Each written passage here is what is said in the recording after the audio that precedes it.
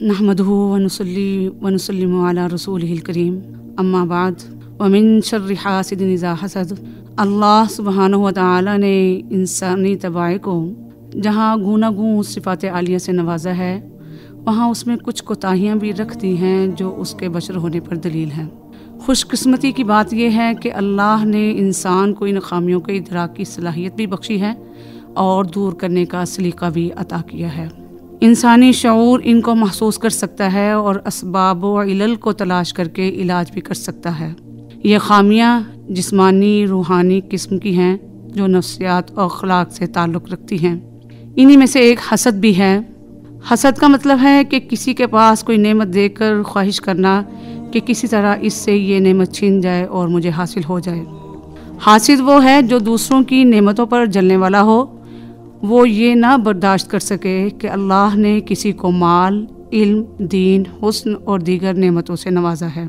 बसा औक़ात ये कैफियत दिल तक रहती है और बाज़ औक़ात बढ़ते बढ़ते इस मकाम तक आ पहुँचती है कि हासिद यानी हसद करने वाला, महसूद यानी जिसे हसद किया जाए, उसके ख़िलाफ़ कुछ अमली कदम उठाने पे आ जाता है। इसकी कैफियत का इजहार कभी इसकी बातों से होता है और कभी इसका अमल इसके अंदरूनी जज्बात और एहसासात की अक्कासी करता है। हसद की कैफियत जब तक हासिद के दिलो दिमाग तक महदूद रहे, महसूद के लिए ख़तरे का बायस नहीं बनती, बल्कि वो सरासर हासिद के लिए ही वबाल जान बना रहता है और यूँ वो अपनी ज़ात का ख़ुद ही बड़ा दुश्मन बन बैठता है।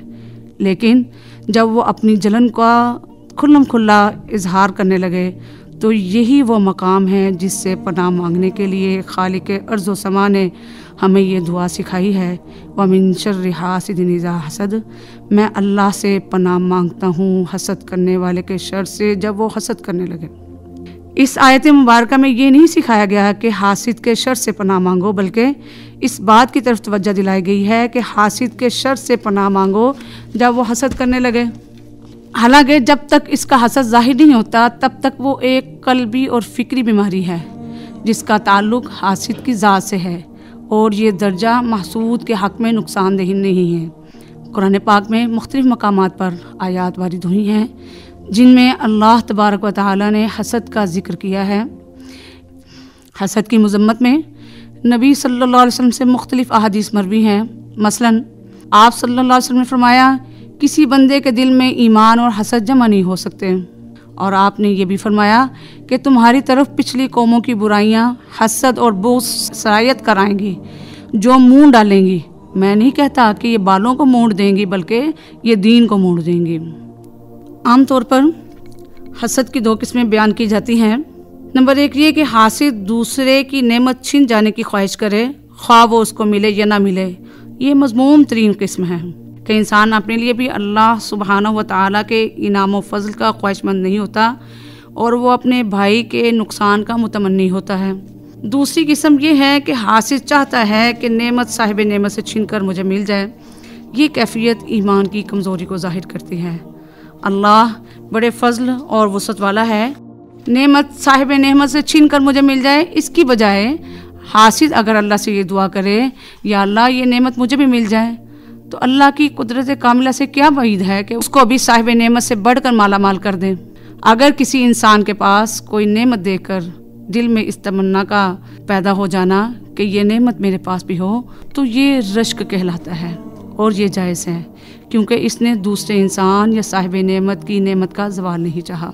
अज़रुए हदीस रश्क सिर्फ दो इंसानों पर किया जा सकता है।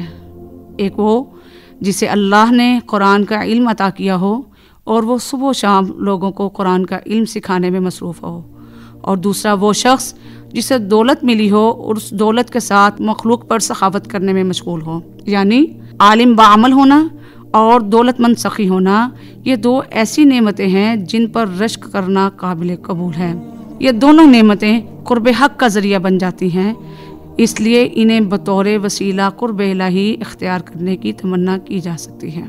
इसके अलावा दीन दुनिया की कोई ऐसी नेमत नहीं गिनवाई गई जिस पर रश्क करना जायज़ हो, कुजा ये कि हसद किया जाए। ये भी बात हमें याद रखनी चाहिए कि रश्क की दोनों सूरतें सिर्फ इस्तिस्नाई हैं, इजाज़त या अमर नहीं हैं।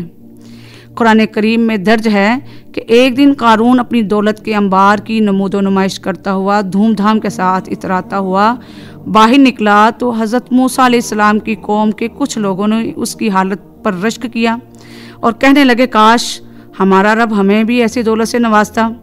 इस पर कौम के सालिहीन ने इन रश्क करने वाले लोगों को बहुत तंबीह की। अगले दिन जब वो ज़मीन में धंसता हुआ अपने अंजाम को पहुंचा तो वही लोग जो रश्क करते थे उसकी इबरत देखकर अपने पहले तर्ज अमल पर तौबा करने लगे। गोया जब तक किसी नेमत और मर्तबे के अंजाम का इल्म ना हो रश्क भी जायज़ नहीं। आलिम का बाअमल होना और दौलतमंद का सखी होना इनकी आक़िबत के अच्छा होने की एक दलील है, इसलिए दोनों सूरतें काबिल गिरफ्त नहीं हैं। हसद के बहुत से असबाब हैं, इनमें से एक सबब यह भी है कि तफव्वुक की ख्वाहिश। इंसान का नफ्स बुनियादी तौर पर दूसरों से बुलंद और बरतर रहना चाहता है। जब किसी को अपने से बेहतर हाल और मकाम पर देखता है तो ये चीज़ उस पर गिरां गुजरती है और इसलिए वो चाहता है कि ये नेमत इससे छीन जाए ताकि हम दोनों बराबर हो जाएं। ये हसद की बुनियादी इल्लत है। हसद अमूमन हमसर और हम पल्ला अफराद में होता है, मसलन बहन भाइयों में, दोस्तों में, अफसरान में। ताजिर से हसद करेगा, सियासतदान से हसद करेगा, तालिब इल्म से और अहले कलम से हसद करेंगे। और हसद की जड़ जो है वो इस फ़ानी दुनिया की मोहब्बत है। हसद एक ऐसी बुराई है जो आगाज़ कायनात से चली आ रही है। तारीख़ी मुताला से हमें हसद की कुछ मिसालें मिलती हैं जिनका जिक्र कुरान मजीद में अल्लाह सुब्हानहू व तआला ने किया है। आसमान में सबसे पहला जो गुनाह सरजद हुआ वो हसद था, जो इब्लीस ने सय्यदना आदम अलैहिस्सलाम से महसूस किया था। जब अल्लाह ताला ने फरिश्तों समेत इब्लीस को आदम अलैहिस्सलाम को सजदा करने का हुक्म दिया तो उसने अल्लाह सुब्हानहू व तआला से कहा। कुरान मजीद के अल्फाज इस तरह से हैं कि क़ाल अना खैरुम मिन्हु खलक़तनी मिन नारिन व खलक़तहु मिन तीन। कहा मैं इससे बेहतर हूँ, तूने मुझे आग से पैदा किया और उसको मिट्टी से तख्लीक किया। कुरान करीम में कई मकामात पर यह वाक़या बयान किया गया है। आज जो भी मुब्तला हसद है वो ये याद रखे कि अव्वलीन हासिद इब्लीस के नक्शे कदम पर चल रहा है और इब्लीस की तरह वो भी अल्लाह से शिकवा गुनाह रहता है। इसी तरह ज़मीन पर भी सबसे पहला गुनाह हसद की वजह से हुआ, जिसके नतीजे में काबिल ने अपने सगे भाई हाबिल को कत्ल कर दिया। गोया पहला कत्ल हसद का नतीजा था। सूरह माइदा में अल्लाह ताला ने इस वाक़े का तफसीली जिक्र किया है कि वत्लु अलैहिम नबअ अब्नई आदम बिल हक़ इज़ क़र्रबा क़ुरबानन फ़तुक़ुब्बिल मिन अहदिहिमा व लम युतक़ब्बल मिनल आख़र क़ाल लअक़्तुलन्नका क़ाल इन्नमा यतक़ब्बलुल्लाहु मिनल मुत्तक़ीन। और इनको आदम के बेटों का किस्सा ठीक ठीक पढ़कर सुनाइए। जब दोनों ने कुर्बानी पेश की तो इन दोनों में से एक की कबूल हुई और दूसरे की कबूल नहीं हुई। इस काबिल ने कहा मैं ज़रूर तुम्हें कत्ल कर दूंगा। उस हाबिल ने कहा अल्लाह परहेज़गारों से कबूल करता है। हसद की वजह से बहुत से फसादात पैदा होते हैं, क्योंकि हसद जो है ये मुफरद बीमारी नहीं है, बल्कि बहुत सी रूहानी बीमारियां मिलकर हसद की शक्ल में ज़ाहिर होती हैं। लिहाजा इसके नुकसानात भी बहुत सारे हैं और ये हमारे दीन, दुनिया और आखिरत, शख्सियत और माशरे पर बुरी तरह असरअंदाज होते हैं। आप सल्लल्लाहु अलैहि वसल्लम ने फरमाया उखरवी नुकसानात के लिहाज से कि हासिद का ईमान ख़तरे में होता है। दूसरी जगह इरशाद नबवी है उस वक्त तक लोग खैर से रहेंगे जब तक एक दूसरे से हसद न करेंगे। तो दुनियावी नुकसानात के लिहाज से हासिद के जो ताल्लुकात हैं वो किसी के साथ भी खुशगवार नहीं रह सकते, वो हर एक से बदगुमा होने लगता है। और ये याद रखें कि हसद जो है वो दिल की बहुत बड़ी बीमारियों में से है और अमराज़े क़ल्ब का इलाज इल्म व अमल से होता है।